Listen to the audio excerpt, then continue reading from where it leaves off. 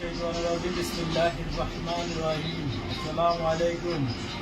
বাংলাদেশের প্রধানমন্ত্রী ও জনগণের দৃষ্টি আকর্ষণ করে বলতেছি, বাংলাদেশে শিশু ও বৃদ্ধ যত জনগণ আছে সকলকে ফেতনার আয়ত্তনে এনে সকলের ফেতনা পরিশোধ করা হোক, যার যার মসজিদ কেন্দ্রিক।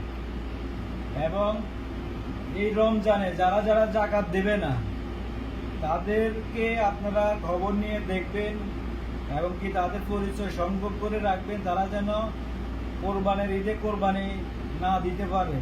আলেমগণকে আমি আদেশ করছি, যারা এই রমজানে জাকাত দেবে না তারা যেন কোরবানি না দিতে পারে এবং কি আলেমেরা ওই পশুগুলা জবাই যেন না করে।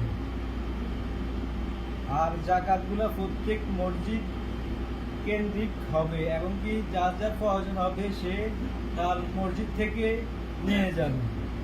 অন্য কোথাও গিয়ে ভিক্ষা করা, অন্য এলাকায় গিয়ে ভিক্ষা করা, অন্য এলাকায় গিয়ে জাকাত আনা, এগুলো বন্ধ করা হোক। আসসালামু আলাইকুম রহমতুল্লাহ বারাকাতুহু।